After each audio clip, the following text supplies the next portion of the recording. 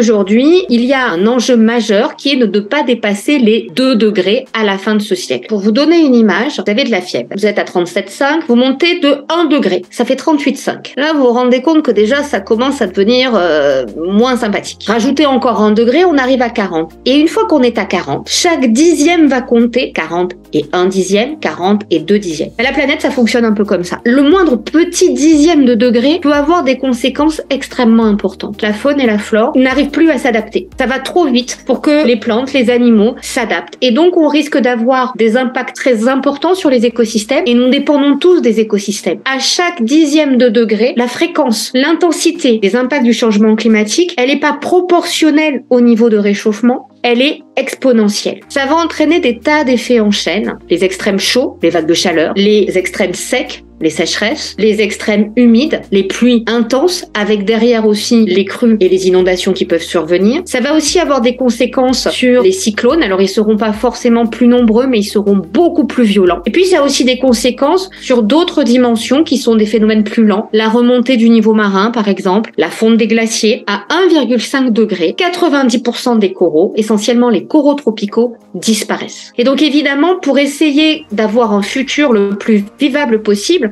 pour avoir le moins d'efforts d'adaptation à faire, parce que ça va coûter très très cher, ça va avoir beaucoup de conséquences sur notre qualité de vie, sur la qualité par exemple de notre santé, de notre vieillesse, eh bien il faut essayer au maximum de tenir ce 1,5. Parce que si on atteint au niveau mondial 2 degrés, ça veut dire que l'été qu'on a eu cette année, ça sera un été habituel d'ici 20 ans. Et on aura des températures qui dépasseront les 50. Ça ne veut pas dire que l'espèce humaine va disparaître, bien évidemment, mais ça veut dire que certains groupes humains, parce qu'ils sont plus fragiles, parce qu'ils sont exclus, parce qu'ils sont démunis, parce qu'ils sont dans des situations politiques, sociales, économiques déjà difficiles, vont être vraiment dans des situations terribles. Je rappelle qu'aujourd'hui, y compris en France, on meurt déjà des impacts du changement climatique.